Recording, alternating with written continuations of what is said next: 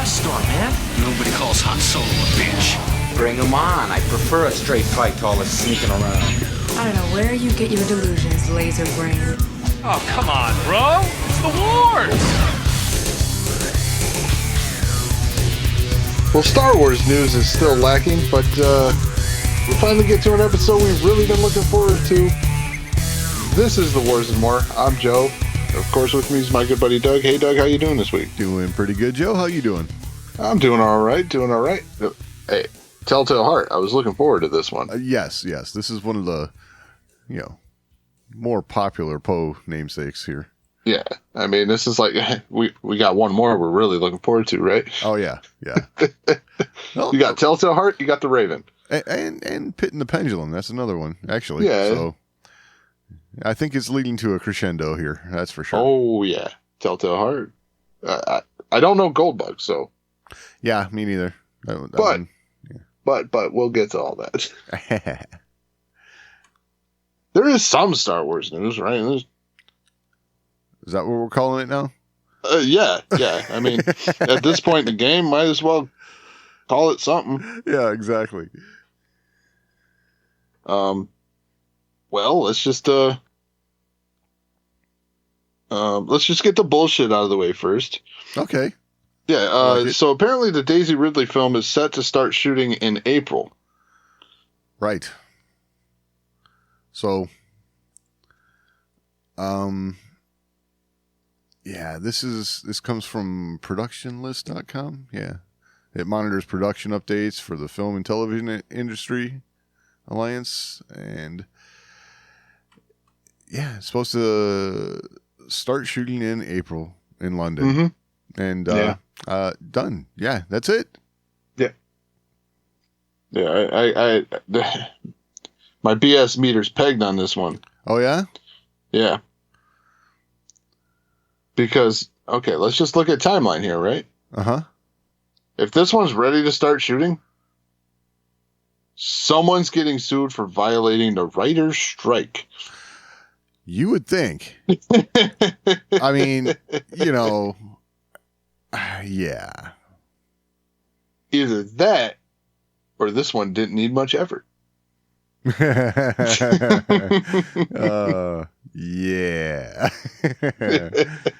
I think you might be onto something. Yeah. Kathleen Kennedy's like, we need a Ray story, and someone was like, okay, give me 30 or 40 minutes. Exactly. All right, picture this. A desert world. we come up with something for her to do. She's never done it before, but she's good at it. Yeah, right. Yeah. This is the Ray. I'm sorry, people. It's the Ray we all know and love. It's what we like, right? Consistency. Exactly. Yeah. I'm sorry. That's me being a little,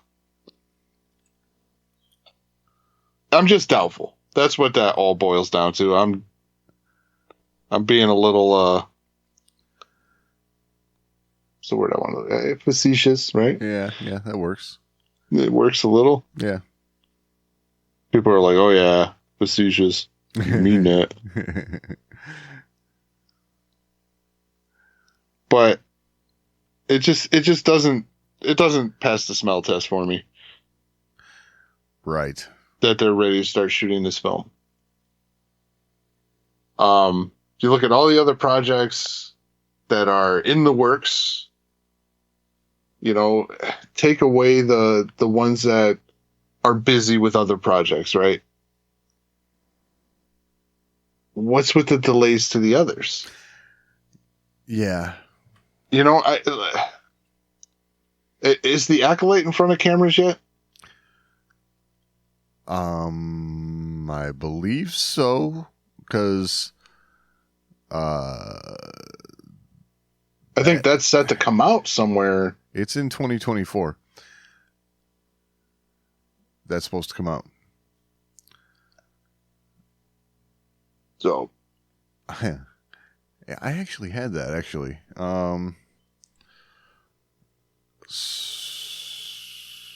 But Ray was announced when? This past April? Something like that. Yeah. Celebration, right? Right. Now, granted, this could have been in the works prior to the announcement, but still. I doubt it.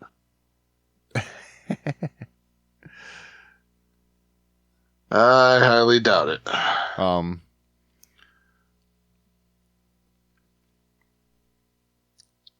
Yeah, what's the other one? Oh, Skeleton Crew.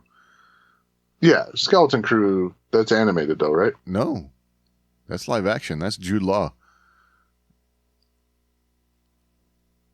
But it's droids, right? Huh? Skeleton Crew is about the kids that get lost in space, in Star Wars. Oh, okay. And yeah, that one is slated to come out sometime in 2024 as well. So we have the Acolyte and Skeleton Crew to look forward to next year. Sometime. Allegedly. Yeah. I'm skeptical at this point. I was going to say, skeptical is a good way to put it. Yeah. You don't think it's going to happen. I wouldn't say I don't think it's going to happen. I have my doubts. Sure. Same difference, isn't it? No. Saying it's not going to happen would be like, I'm sure it's not going to happen. I'm just doubting. I love it. It could happen. I could be proven wrong. I leave that as a possibility. Okay. But I'm not optimistic. Okay, well. I'm not optimistic for both. Right. Okay. And Skeleton Crew and the Acolyte, I would say we will probably see them in 2024. Yeah, I think there was shooting. It may be holiday 2024. Right. But I think there was shooting being done on both of those shows prior to the writer's strike. So that's why I think those are actually going to happen for sure. Okay. And then, I would have to agree with you that, yes, somebody was not adhering to the, restrictions, the guild restrictions for the strike. If we're going to have a, Daisy Ridley Star Wars movie here, start shooting already. When did the strike start? May.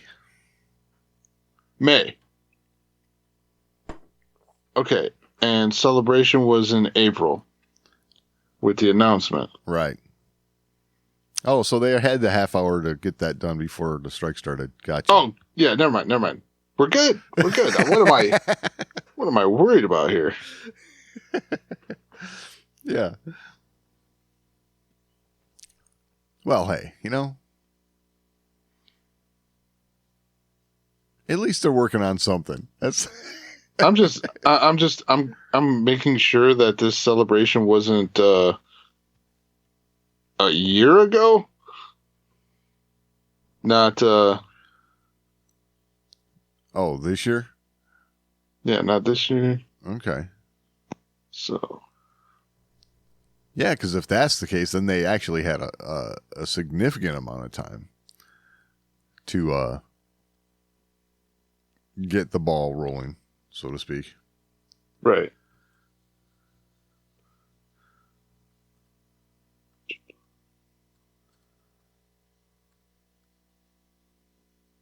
Well, Japan's 2025.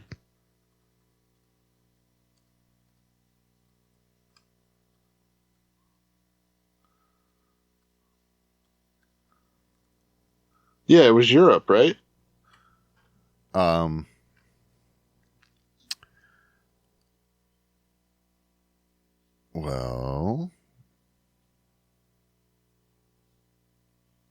I honestly don't remember. April 7th. through the 10th, 2023. Europe.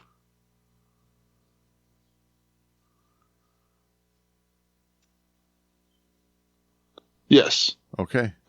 It was Star Wars Celebration Europe 2023, and it was the 7th through the 10th at the Excel Center in London. Okay.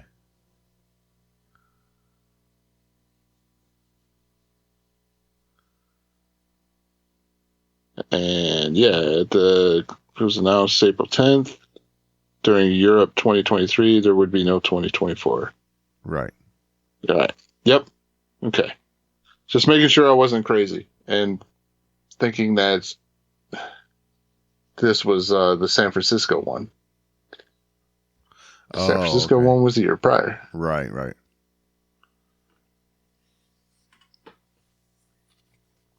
Well. Or Anaheim. San Francisco. What am I talking about? It's all that left coast, you know. What? Left coast. Well, when you look at a map, it's to the left. I never heard anyone refer to it that way. Oh, no? No, Gotcha. left coast. It's fantastic. I have to remember that one. So, yeah. Easily amused I am. Yes. That's what I'm thinking. Like, okay. I've heard that a lot before. I don't know. I'm actually, I don't know. I'm kind of looking forward to see what they might do with this character now, because I don't know. Got to see something in Star Wars, right? Especially film wise, you know, because we're going to be going for another string of years without any, you know, after getting used to having Star Wars movies again. And, yeah. Let's see what they do. Right. All right, so since we talked about Rey, we got to talk about Kylo Ren here. Adam Driver. Right. Adam Driver says he's never going to live down a particular scene. Right. And it kind of makes sense when you think about it, right? It's you have long-time Star Wars fans, you know, fans for decades, people like me, right? Every time you see this guy, you're just thinking one thing. Nipple pants. Well, no. Actually, no. Wow. Oh, come on. You just walked into that. No, you're thinking, you're the bastard who killed Han Solo. So, yes. Yeah, that's what I think when I see him. It's like, I don't know. Yeah. So he says he's down to about once a month that someone will like let him know. You know, it's like, hey, killed Han what that Solo, means, bastard. What? We got to step it up on social media, people. Oh yeah. Once a month is unacceptable. Right. This needs to be a daily occurrence. I'm just kidding. Don't do that. Yeah, don't do that. Yeah, that's a horrible thing. But it's funny because, you know, I really never thought about that as an actor, right? You play a part, and it's got this, you know, monumental scene. You know, the character that fans have loved for decades gets killed. This is the guy that did it. And it's like, you know, we all got to remember that was fake. Yeah. You know, Harrison's still making movies. I don't know. That's just funny. He does say he you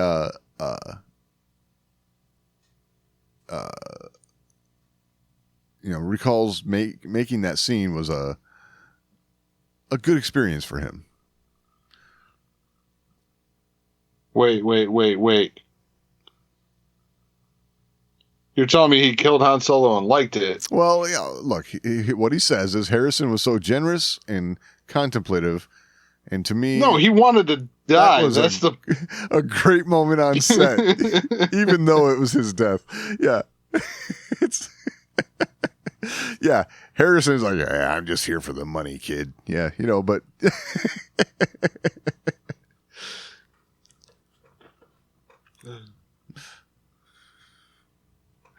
Yeah, he's like, I wish they would have done this in 80. Right. 80. At least 83, right? Wait, well... No, you're right. He didn't want to come back in 83. I know. They put him in carbonite because he wouldn't sign. Right. Oh, that's funny.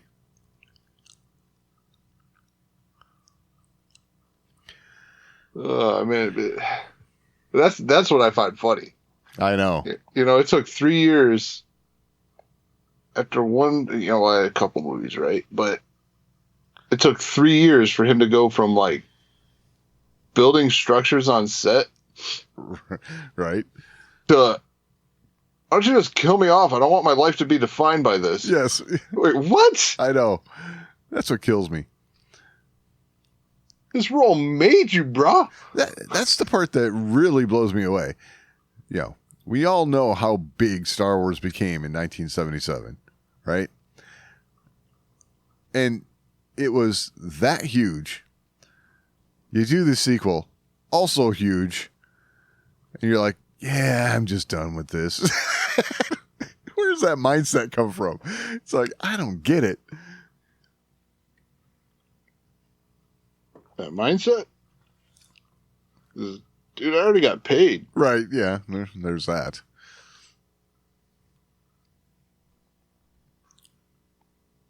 I'm doing it. Well, it's... He, honestly...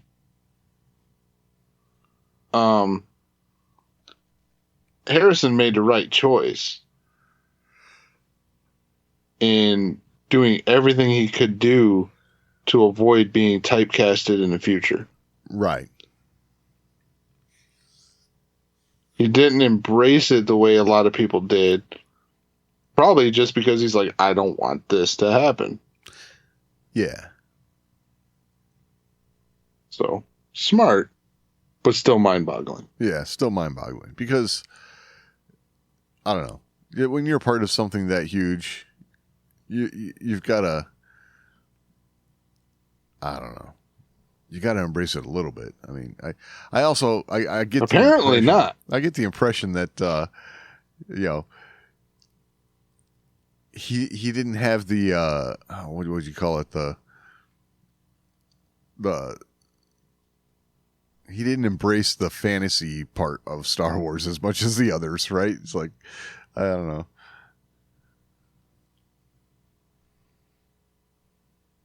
Oh, yeah. Well, I mean, look at Mark's story, right? Like, kid, this ain't that kind of movie. Right. Yeah.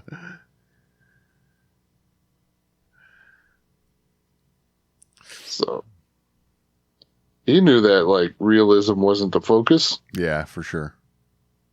He wanted to focus on doing more realistic things, like Indiana Jones. Yeah, Indiana Jones, yeah. Also, presidents that, like, almost fall out of Air Force One and stuff. Yeah, that kind of stuff. Realistic stuff. Get the hell off of my plane.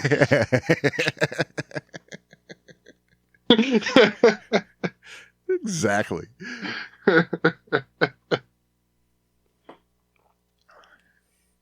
Yeah, he was a good Jack Ryan. Yeah, for sure. I mean, he was a good everything he was in. Yeah, totally. I mean, just like they said in Fanboys, man, he's never done a bad movie. Yeah, I'm supposed to know the next line, aren't I? I don't. Yeah, the line was, it wasn't a line. They drove by the billboard. It was for 6 days, 7 nights. Oh, there you go. That's right. they would have waited a couple years, they could have threw some Indiana Jones ones up there. Yeah. But, yeah. but hey, But hey. he had a good track record.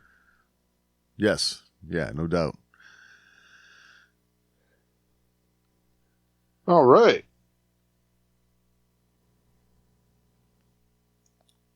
All right, this one's funny. So Natalie Portman. Yes, Natalie Portman. This is how Star Wars news is, right? We got to go back to 1999 for some. She was reminiscing of her awkward experience with, at the time, Prince Charles, who is now King Charles. We don't need to say that. Oh yeah. So she was talking to Chuck on the red carpet. Yes. In the London. Dude, you know someone's gonna hear you say Chuck when referring to him and get pissed off. Yeah. Okay. I know.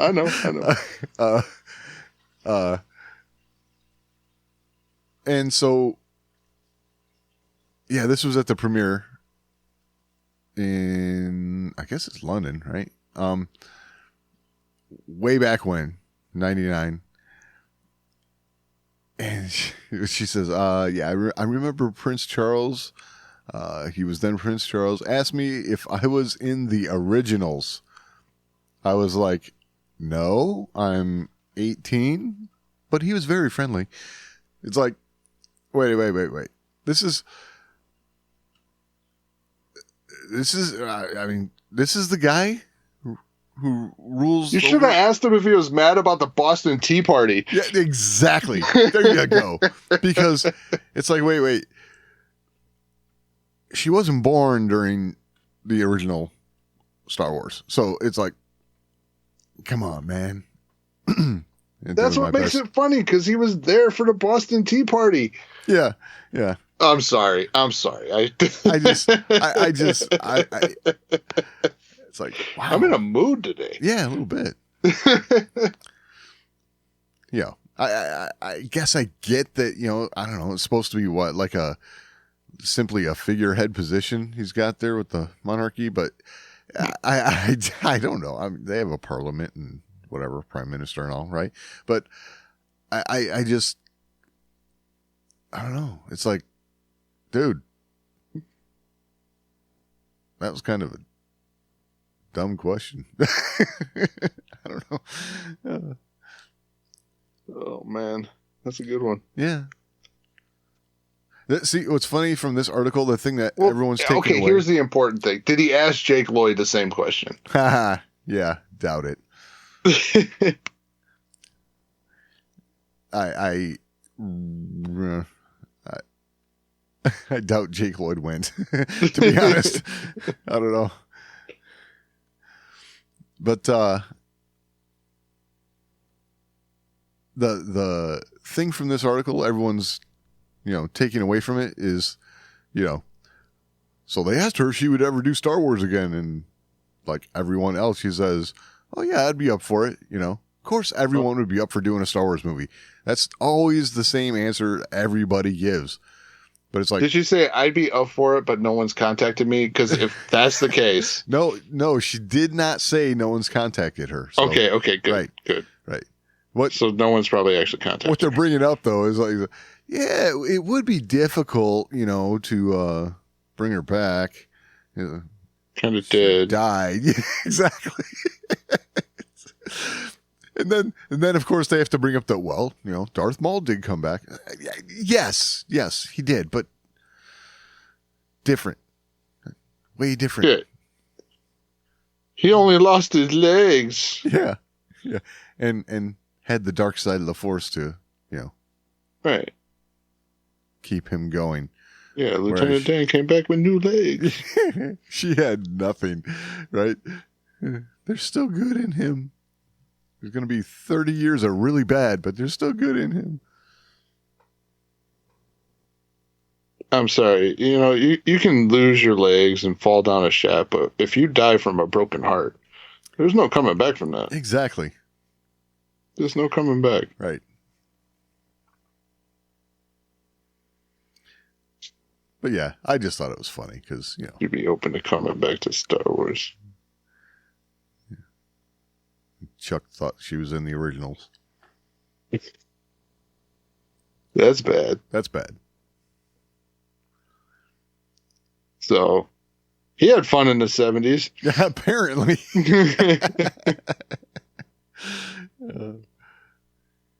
Apparently. Yeah. So, yeah, this is where we're at. Yeah, that's where we're at.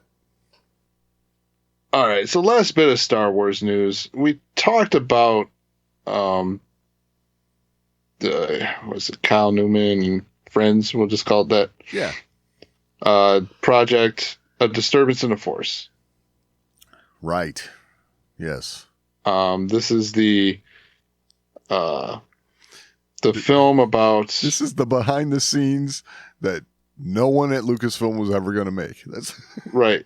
About the misunderstood right. holiday special. Well, Yeah. it's available now. A Disturbance in the Force, that is available. They'll never put this holiday special back on Blu-ray. No. But A Disturbance in the Force is now available on Blu-ray, DVD, and digital. Yeah, I got to get this, check this out, and we'll have to discuss this. Right. So one thing to put on the docket, some actual Star Wars content coming up. Yeah. Yep. Holiday special. That's like it's a Star Wars holiday thing, right? You know, you gotta torture Watch it yourself once at a least year. Once, yeah, Once a year. once a year. Ooh, 'Tis the season. you're brave. I'm not that brave. So here's my thought, though. Right, this is. We just talked about how, Lucasfilm was never going to release this. I want to try and find the Easter egg on this thing. Like, where do I got to click?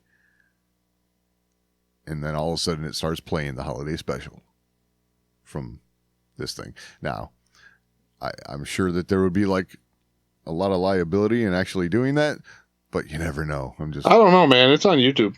It is on YouTube. I know, but I'm just saying, if all the things that Disney's going to sue over, I doubt the Star Wars holiday special is at the top of that list. well, true. But they might be thinking, hey, I guess if you gave them their cut, right? No, you wouldn't even have to do that. Oh, I don't know. Disney's on pretty hard times right now. Oh, that's true. That's true. Maybe they should release the holiday special. Exactly. That's what I'm saying. Yes. Oh, man. Could you imagine a remaster? Oh, stop it. Holiday special remastered? Oh, stop it. It's never going to happen. With new special effects? Oh, God. Oh. I can't believe they're not doing this already. Don't do it, because then we'd have to watch it to review it. Well, I think if we're going to review A Disturbance in the Force, we should rewatch the holiday special. And you know how we make this really fun? Oh, damn. Has Hunter ever watched the holiday special? I don't know if he has or not. Oh. Okay. Well, this would be absolutely worth it to go back and watch it again, just to get Hunter to watch it. I doubt. Man. Oh. I'm calling him out right now. Oh, hell. We need to do a holiday special. Oh. Okay. We'll see what this happens. I don't know if this is going to happen or not. We'll see. And we'll watch A Disturbance in the Force in conjunction. Do a whole special. Oh, all my. about the holiday special. Oh my. This is going to be painful, isn't it? Yeah, you're ready to quit the show. Almost there, yeah.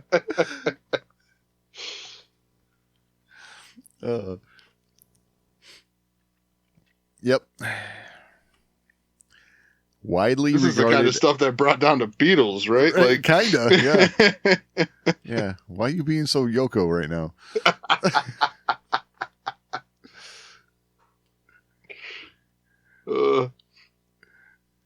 Hey, man, I cleared it with King Chuck. Right. Oh, that's funny. Oh, All right. yeah. Okay, we'll see how that goes. That's as far as like the holiday special thing goes. Yeah, we'll see how that goes. But a disturbance in the force. Yeah, go out there and get it because it's like it looks like it's on special or something on Amazon. So, like the digital version. So, Like, it's weird.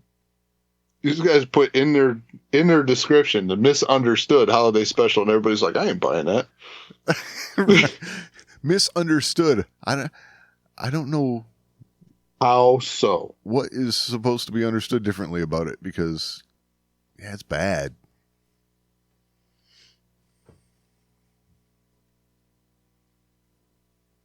Well, maybe you will change your tune after this. I don't know, man.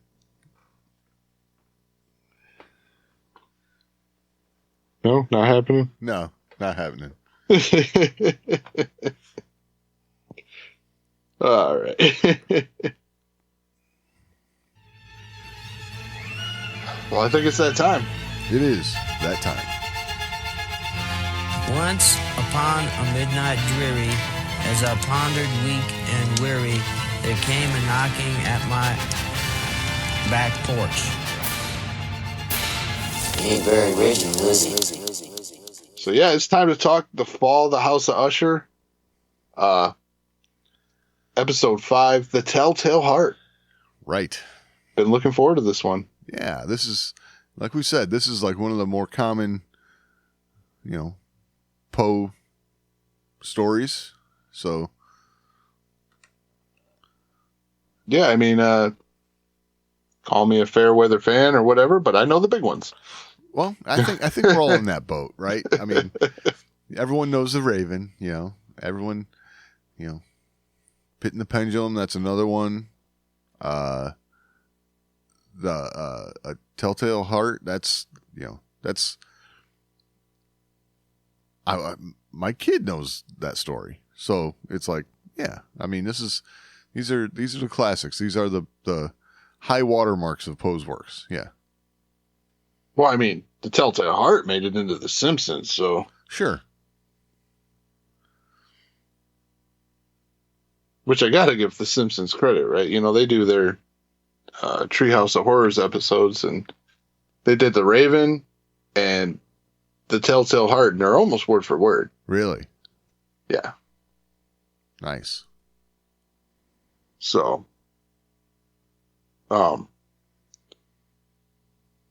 yeah, but this one, I mean, man, this episode did not disappoint. Right.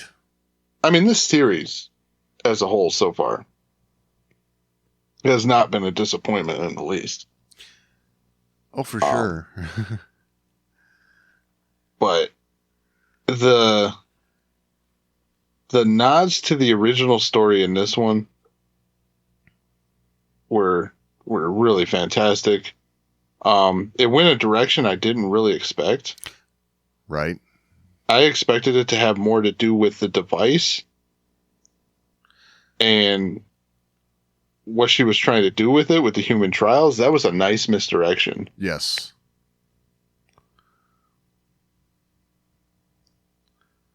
So, yeah, I don't know. You want to go right to the end of it? It's we tend to do this. I mean, we didn't have to go there. Okay. We just called it a tease. Okay. So there were man, all of these episodes are kind of like this. We've talked a lot about some of the stuff early on, all the little nuggets of connective tissue and stuff. And there are things in this episode that you have to pay attention for, but they're there. You know, this whole New Year's Eve at the bar thing, and how Roderick and Madeline are like, they pay really close attention when the cop car is out front. And it's like, oh, they just did something. So they want to be noticed at the bar. They want to be seen. So they have, what would you call it? An alibi. And, you know, I'm thinking this also has something to do with the brick wall that Roderick talks to later on in the episode. This is kind of like the beep I'm talking about. What?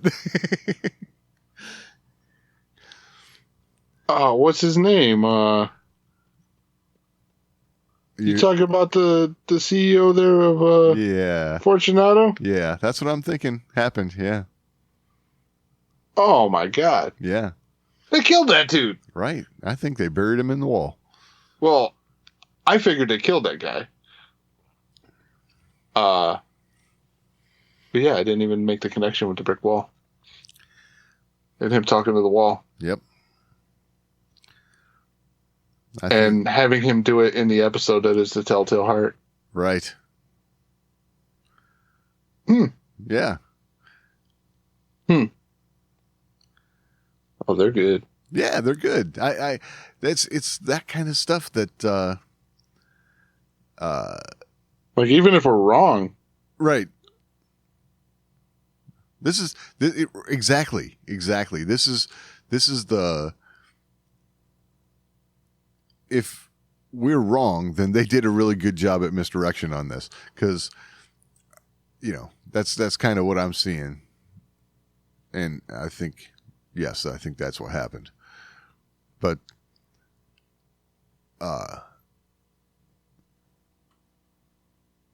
you know, all this, man, there's all these little nuggets to, like, pay attention to. Roderick talking to August, and, you know, he's trying to pull it out of him. What did you do at New Year's Eve? He's like, we'll get to that. You know, it's like, man, they're teasing this out perfectly. You have this overarching story and all of the individual stories of the kids. It's like, I don't know. Really digging it, the way they're putting it all together. Oh yeah, it's really good.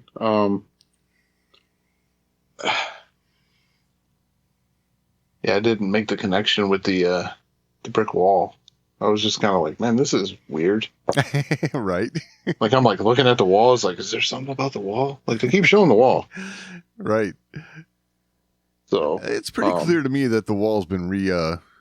Yes, So. I could see the differing pattern in the wall, and I just kept looking like, can I see a pattern that, like, is it a sign? Right. Is there a symbol in there? You know, I'll say this: if you look hard enough at the wall, you'll see all kinds of symbols. Probably not it. Right. You're just grasping at that point. Yeah.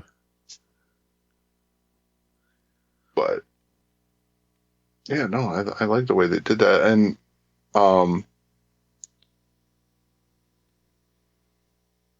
the way they're weaving all the story together with everything that's going on too, with the trial and with what Pim's doing. Oh yeah, they're connecting the dots with Verna. Madeline recognizes Verna. I like that she recognizes Verna from 1980.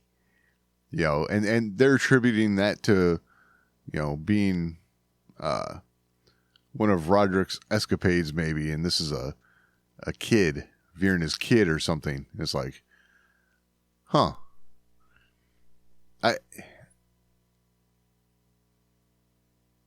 I will say I do like this this difference in Roderick that's being shown. Okay. The difference between his youthful character and his current character. Right. I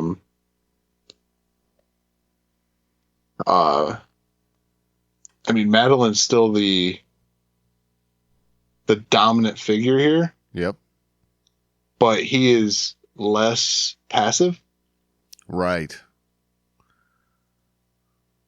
and that leads to even more towards the idea that he committed murder.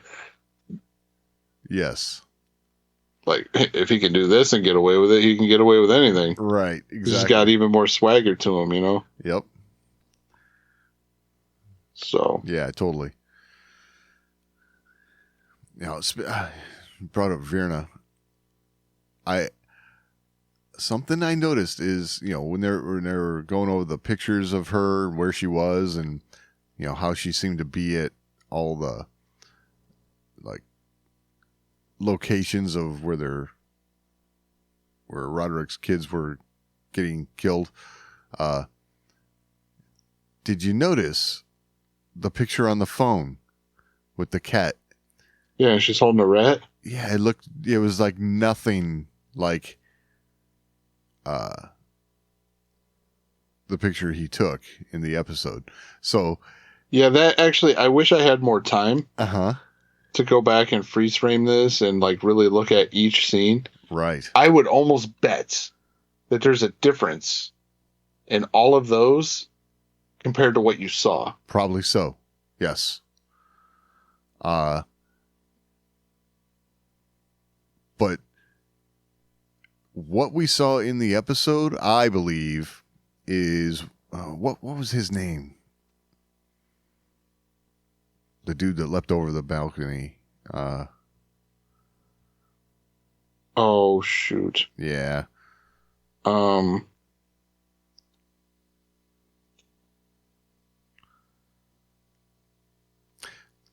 on, I got it. Yeah.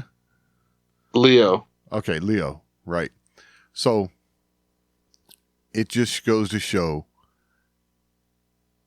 everything he was seeing in regards to Virna, at least, was in his head. You know? So this could be, you know, him going mad. Seems to be a theme in this show. The drugs. The drugs could be that. Also a Poe theme. But, you know, it was clear that... I will say this.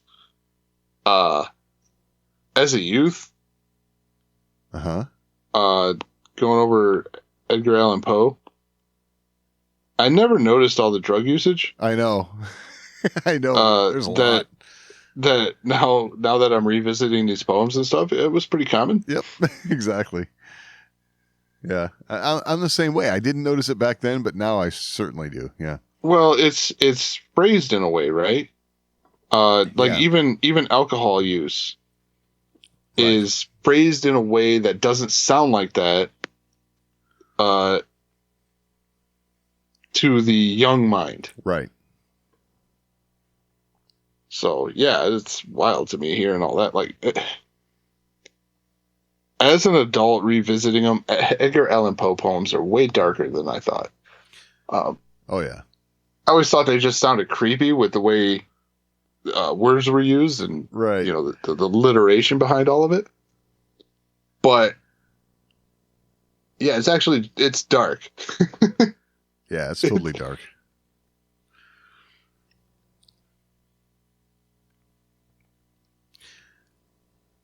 Can understand the Edgar Allan Poe Halloween connection that goes on now. You know, Right. Yeah, that totally makes sense.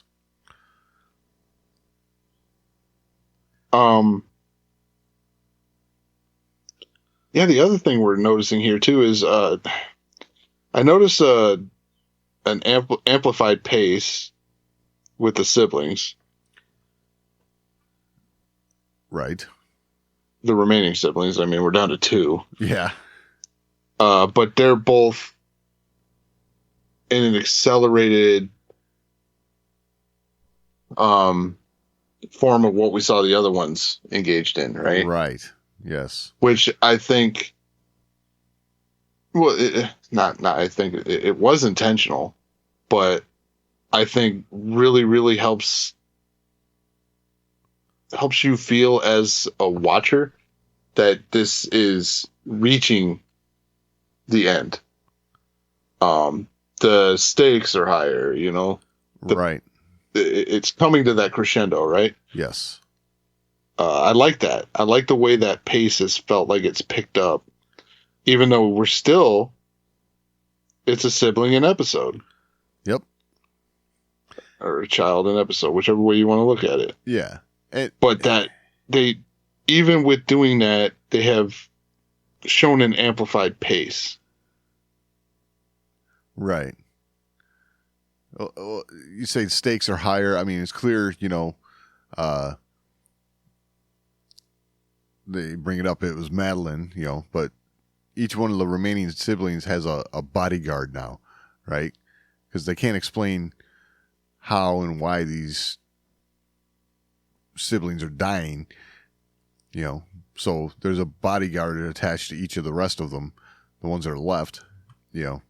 It's a heightened sense of,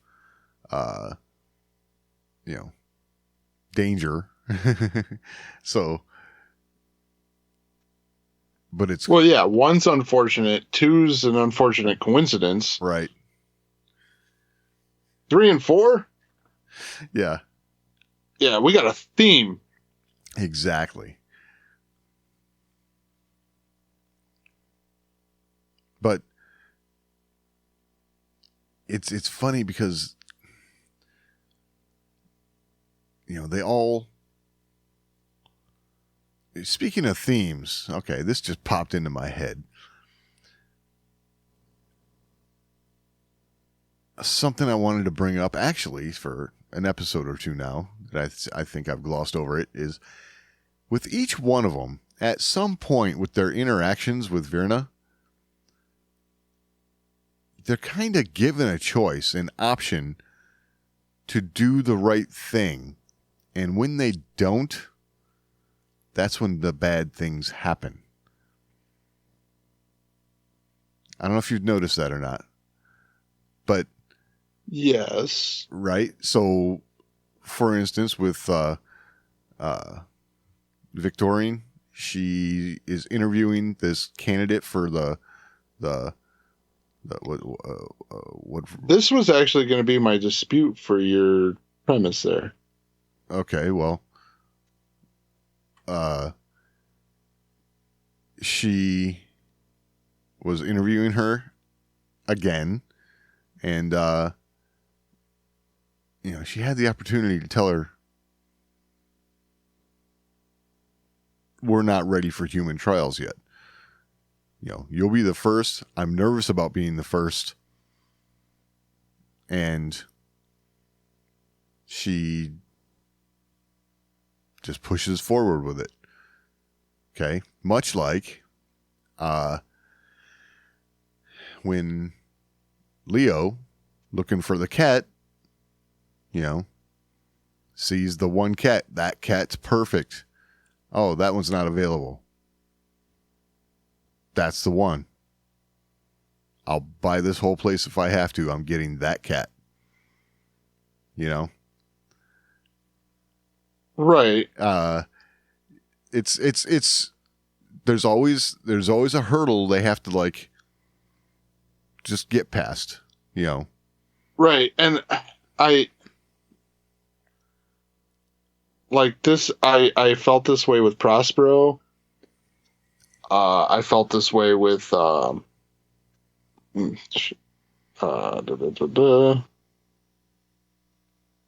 Camille. Yep. And Leo. Yep. I would agree with you on all of those. Okay. I never felt this way with Victorine. Oh, I disagree. Yeah.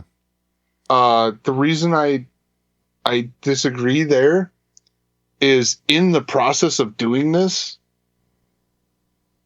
one, she's hearing the heart because she's already committed the deed. Right. We don't know that at the time, but yes. Right. We don't know that at the time, but I think in hindsight, you hear the heart, you hear this what seems like this opportunity to give her the out and to do the right thing. You hear that in there, but it has those flashes where Vicky, she's hearing her say stuff that she's not actually saying. Right. That are needling her and pushing her forward. Or Virna is saying it, but not really. You know what I'm saying? It's that manipulation. Yes. This one, I felt like she was pushing this one harder than the others to the wrong way, to madness, to, Yep. Yes, that out was hidden in there, but I think that was a false out in this one. I would agree that it was maybe not as cut and dry as the others, right? Because in the other cases, it was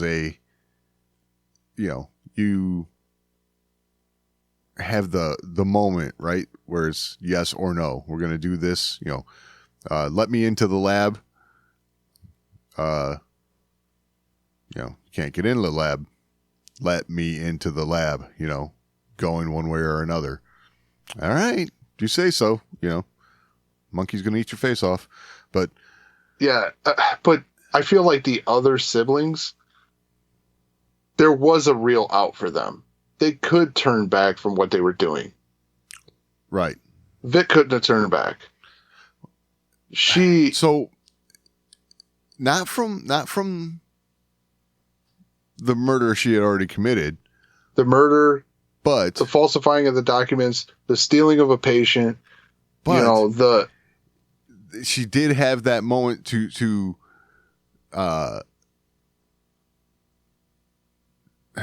help out the patient who would be the very first human trial when she knows it's not a moment to save herself. You know what I'm saying? From prosecution for murder and stuff like that. It's a moment to save that other woman, Verna, right? It's a moment to do the right thing. And she chooses to do the wrong thing. Move forward with doing the wrong thing. That's what I'm talking about. It's not going to save herself. It might have, because it's, when you think about it, all of this, it's the story of the telltale heart. It's the guilt that drove her insane. Right. The guilt of the murder already committed. And of pushing forward with the human trial. Right. Before it's ready. All of it. And what I'm saying, though, is that I don't feel there was a way out in this one, especially because, one, this one was a clear-cut, madness-driven suicide. Eventually, yes. And Verna's not involved in the apartment with her father. Right. I felt like this one was less of an out. Like Prospero, that one for sure felt like an out. She was leading him towards decisions that would save all those people there. Right. And Camille, I have a hard time with that one too. That was a save yourself moment. You could turn back right now. Yes, it was. That was a save yourself. But Leo, the right decision is, look, you could save some of these cats that are going to get killed. Yep. It was to have a heart to animals that he obviously didn't care about to begin with. Right. He didn't even like the fact that his boyfriend had the cat. Exactly.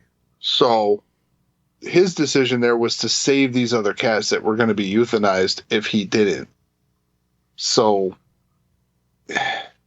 this one, just like I said, it just felt a little more, all right, I'm done with these people. I'm pushing them towards madness at this point. Like, well, that could be part of it, but what I think was Victorine's out is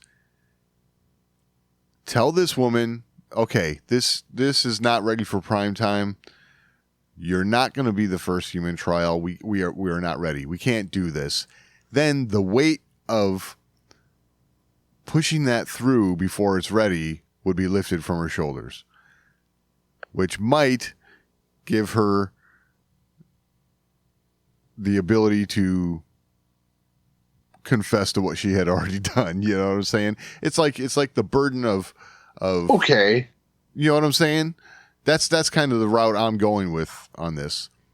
Okay, yeah, so it's not not total self-preservation, because right.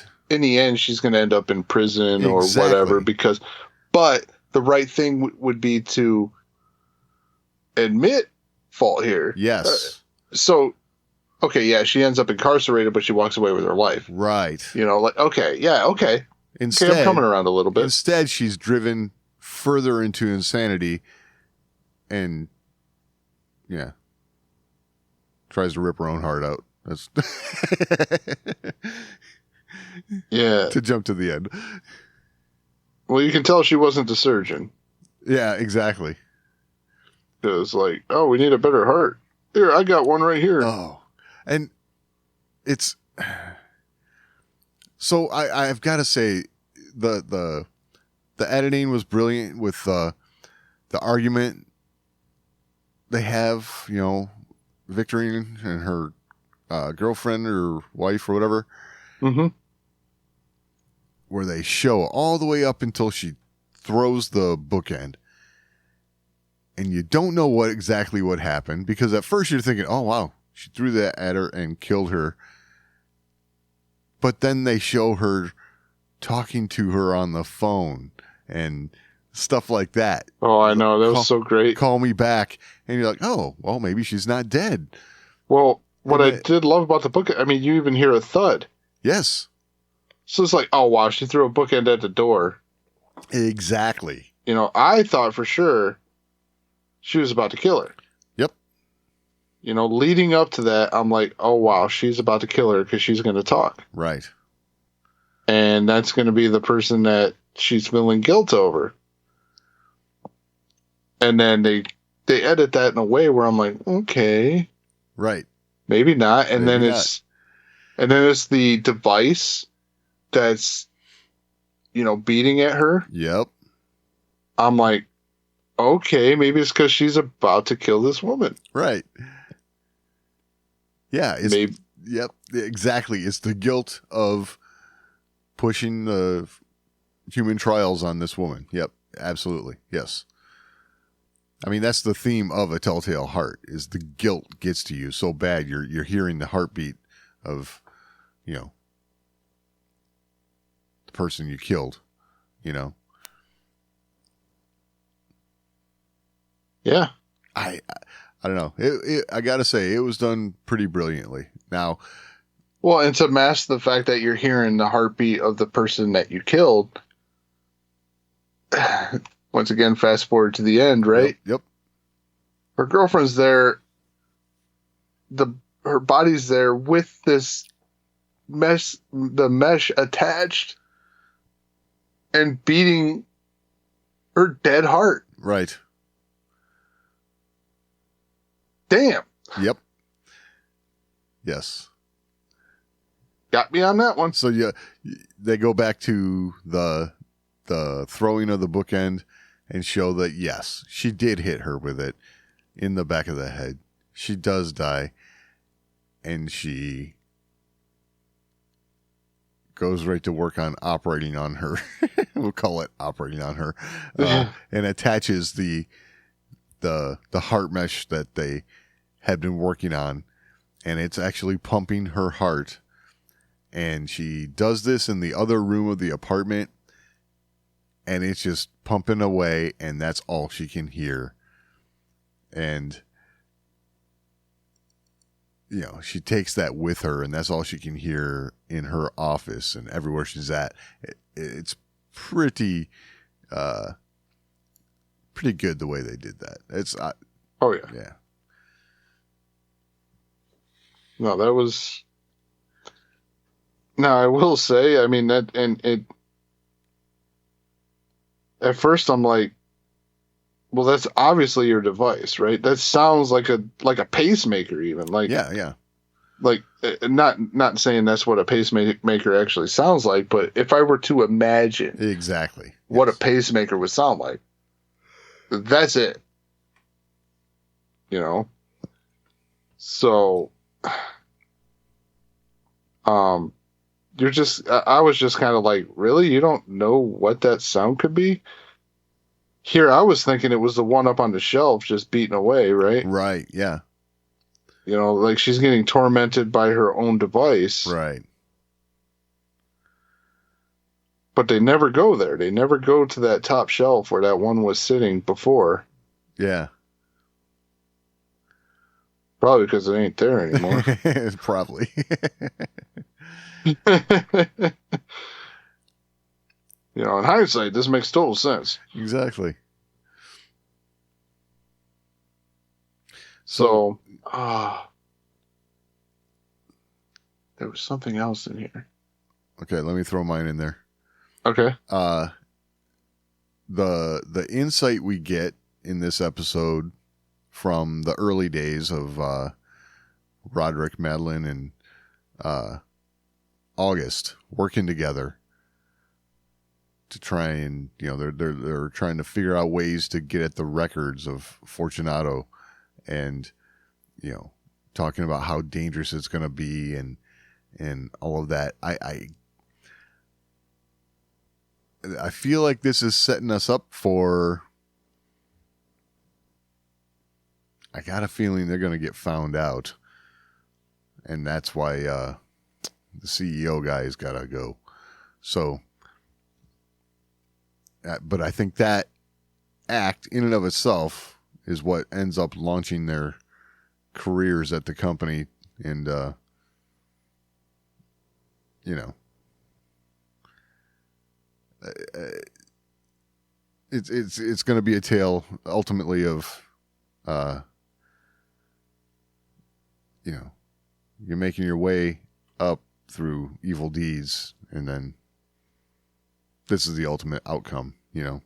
And I feel like there's going to be something more between Roderick and August from their early days, you know. There's a real familiarity there with the later conversations, and they're showing they had a deeper relationship than what we originally thought from early on. On that note, Pym says as much. Oh yeah, because he says, yes. I would not be who I am, right, and neither would without you. Roderick Usher, Yep. and neither would you. Yeah. Yep. So, yeah. Which you know what, that one line right there, delivered masterfully from Mark Hamill. I must say, it made me want to know more of how Arthur Pym got involved with the Ushers, and I don't think we're going to see any of that. no, I think just looking at pure timetable here. Exactly. Right? You got 2 siblings left, 3 episodes. Right. And this is the fall of the House of Usher. Yes. So, tack on to the fact that, you know, the kids are going to go first. Madeline and Roderick got to go. Right. I mean, this is Departed level stuff here. They're all going to die. Yeah. You've seen The Departed, right? No. Oh, damn. Okay. So that fell flat. Yeah. Everyone else did, so we're good. But we all know, you know, and you know, from the last episode, I mean, you called it early on, you know, the whole Madeline in the basement thing, you know. Yeah. All that. Yeah, I think we're heading right where you were talking about with that. She's already gone, and I got a feeling the final episode here is going to, show us how Roderick meets his doom. So, it's I don't know, very very, I don't know. So you mentioned my predictions. Yes. So I had another one about Lenore. Okay. Oh, good. Yes. Okay. My thing was, at first I was like, oh wow, it's not looking good for Lenore, right? Like, right. Gonna end with the Raven. But then I had mentioned maybe he just lost her as she's done with him. Right. Yes. She's done with the family. Yes. But the one thing that keeps getting me here is that he is checking his phone with these text messages and stuff that are coming in. Oh, yeah. Supposedly from his granddaughter. Right. Now, unless these are text messages calling him a piece of shit. Yeah. I don't know how that fits into my idea there. So. Well,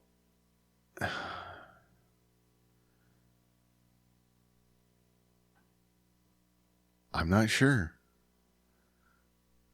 That's one of the parts where it could get really interesting. Because what I was starting to think as you're talking until you got to the end of what you're saying, that maybe Lenore ends up with the family's fortune, and Arthur Pym sets her up, and he's like, okay, it's all yours now, kind of thing. And you can do with it what you want, do good, do evil like the family's been doing, whatever, but it's yours.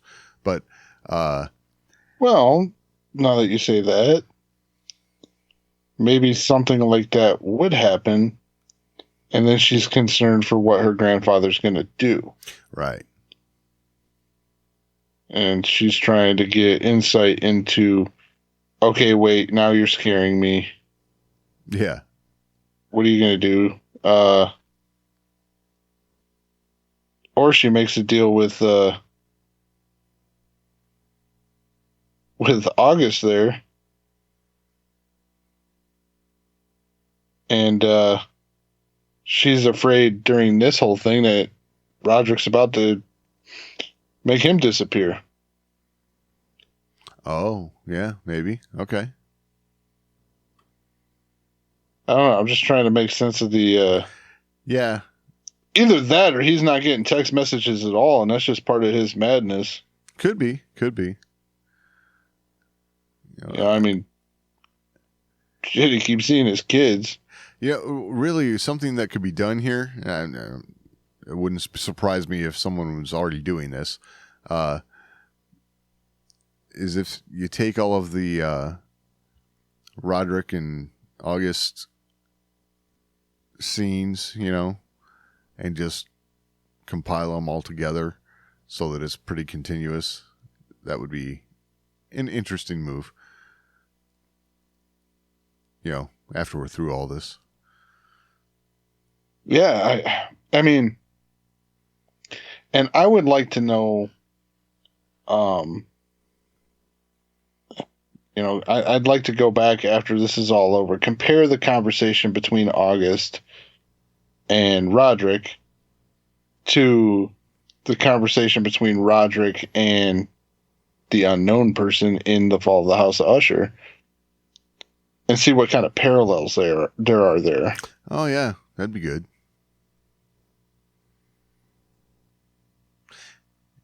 Yeah. Because trying to keep track of all that at this point in the junction, it's kind of hard. Yep, I agree. And you also have the difference in time and the way Poe wrote, Right. That's going to be, because that is part of it.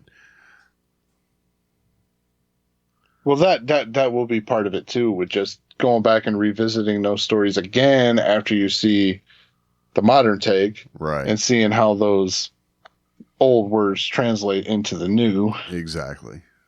Now, you had one thing also you wanted to point out with the funeral. Oh, yeah. Right. So we had the funeral scene in this episode, and that and a couple other things, sparked me to go back and check out the first episode. Like right at the beginning, it starts off with the funeral. And the funeral scene we see in episode 5 here has a full church, and it shows Roderick seeing visions right in front of him. Then he turns around, he sees that jester in the balcony, and he, we have the like I said, full church. We have the pictures of the 3 siblings who died by their caskets.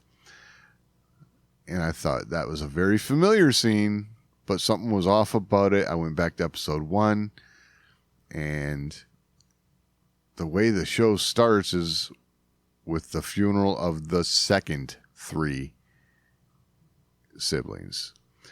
And it has their pictures by the caskets. And the church is empty, except for Roderick, Madeline, Lenore. And I can't remember if Ruby's there or not. But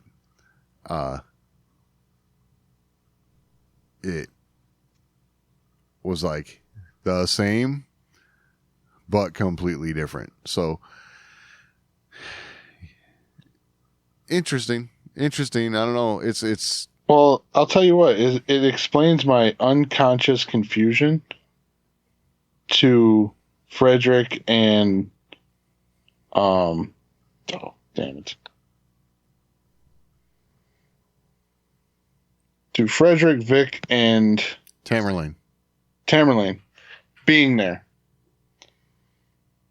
Oh, I gotcha. Yep. So when they initially show up in the the wake, essentially, right? Yeah. I'm like, wait, what the hell? Right. So that explains my initial confusion. Yeah. Subconsciously, because I did not make the connection that those were the ones that had their pictures in the first episode. Yes, those 3. Did. That's wild. Yep. This is definitely one of those shows you could go back, rewatch, and catch all kinds of stuff. It's a if I knew then what I know now kind of scenario, It's like, wow. Well, to me, it feels like the best part of this is just effort, right?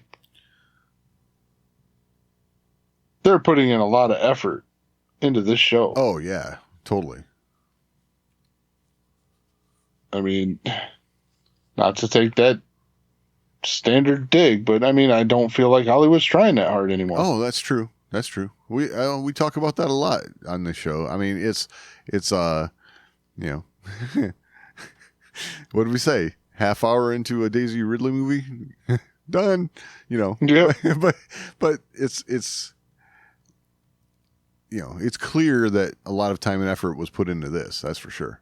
Right. I mean, with the Easter eggs that we've gone over already, the ones we've yet to go over that I'm sure are there. Yeah. This weaving of its own story throughout its own story, as well as weaving in these classic stories into a modern story. Right. So there's a lot of moving pieces going on here. Yes. And is it very simple and kind of straightforward? Sure. Because it really is when you take a step back and look at it after watching each one. Yes.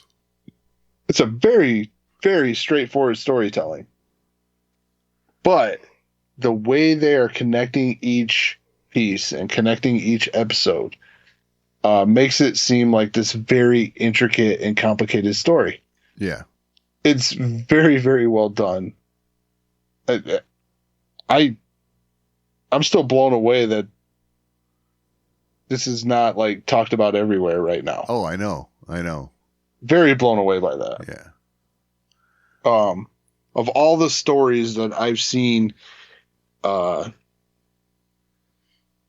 get raved about in the mainstream, I'm surprised this one's not making it into that, because this is really, really well done. The acting's really, really good. There's just not a lot to complain about here, and you know, we like to joke about Rotten Tomatoes and stuff, right?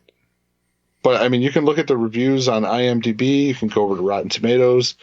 Like, this is getting really, really high scores, which is awesome. You know, you got 90% critic score on Rotten Tomatoes and an 80% audience score. It's Rotten Tomatoes. How often do those two entities agree? Not very often. Yeah. So,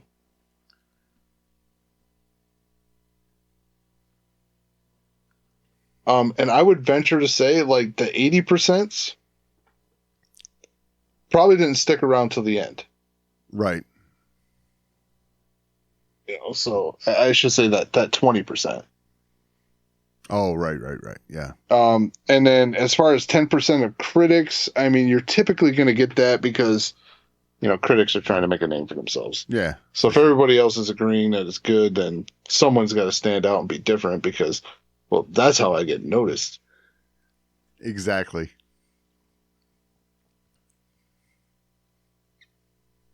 Interesting. So, you know, critics aren't like us, you know, like, yeah, we bag on Star Wars, but overall we give it a pretty good review. Oh, for sure. But we like to bag on stuff because, why not? Why not? Yeah. As we say about Star Wars fans all the time, that's what we do. Yeah. Well, I mean, you criticize the things you love. Exactly. You know, we wouldn't be able to criticize and say the things we do, and hell, we wouldn't be able to get as angry as we do at times if we didn't truly love what we're talking about. Right. So, if we didn't care about it, why bother? Right. Yeah. Why bother getting upset? Yep. If you don't care. So,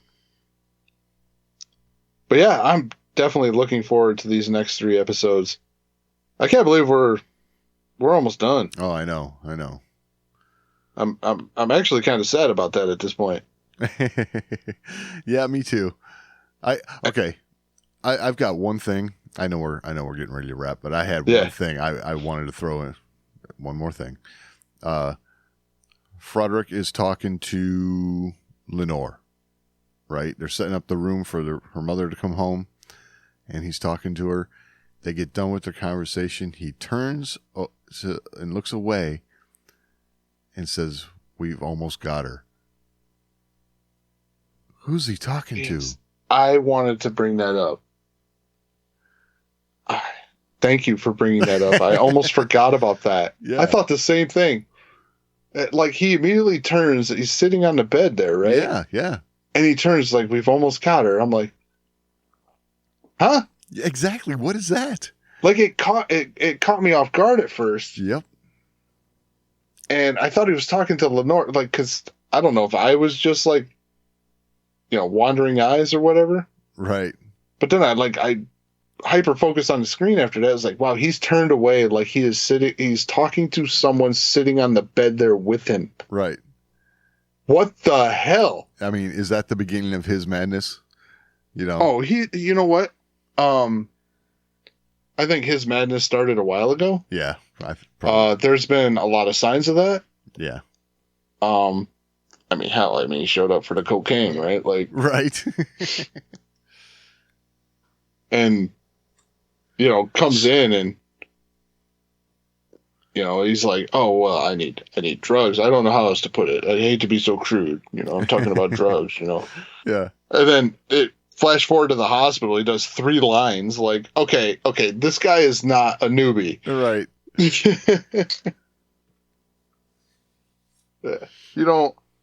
telling him like, oh, be careful, do a bump here and there. No, this dude does 3 lines. Yeah.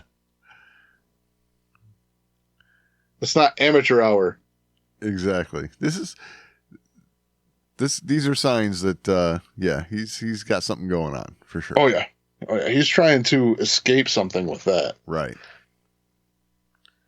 Oh, damn it, Doug.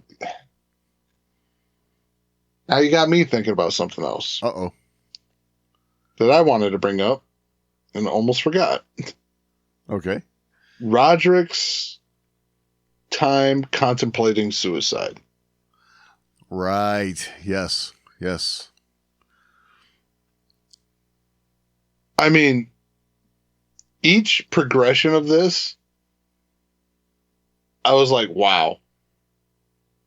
He's gone, but not too far gone yet. Right. Because, he's sitting there, oh, just take this many, do this. Oh, but think of what that'll do to your image. Yeah, exactly. This is your drug. Yep. I'm like, wait. He's worried about what it's going to do to the company. Yeah. You're worried about what it's going to do to Ligadone. Yeah. Then he gets the sword out. Could have picked a better sword. Yeah. Falling on your sword. I mean, if you got like a Roman blade or a Japanese blade, it's going to do the trick. Right. What you got over there is some Egyptian, like crazy, whatever. Probably not the best fall on your sword kind of weapon. Exactly. Would have liked him to make a little like how poetic him falling on a sword would be, the fall of an empire kind of thing. Right. With a drug empire there. Yep. Missed the mark on that one. Yeah. It would have been good. But then he gets to the 10 seconds of falling. Right. Not that bad. You get the wind in your hair. And then he's like leaning up against the window, imagining this thing, and then like calls himself a coward. What an interesting progression. It was. Just going to show, what he's actually contemplating, what he's thinking of doing, and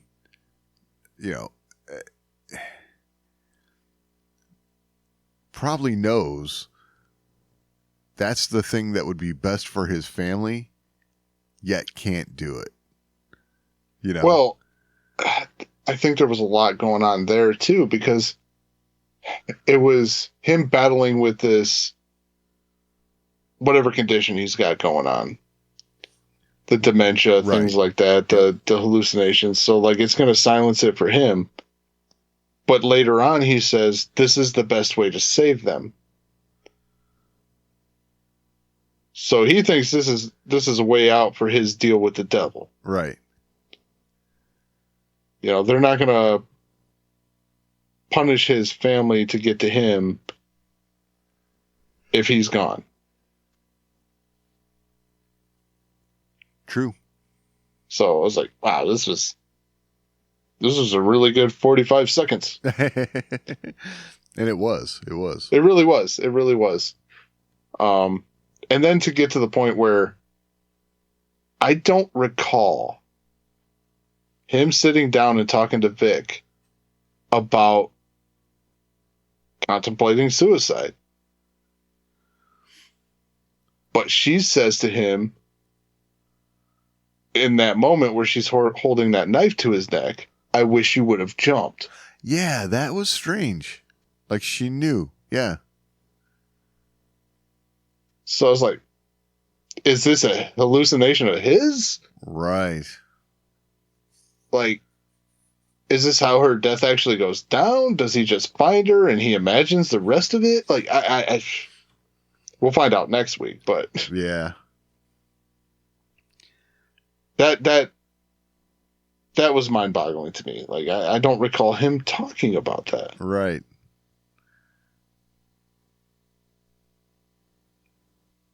So That's all pretty good. well, all right. If you all have anything to add, you can always email us, show@thewarsandmore.com. That's the best way to get a hold of us. We're also on social media, at The Wars and More on X, facebook.com/thewarsandmore. You can find all that and all the ways to find the show over at thewarsandmore.com. Any final thoughts this week, Doug? No, I think we've about covered it. All right. We will talk next week.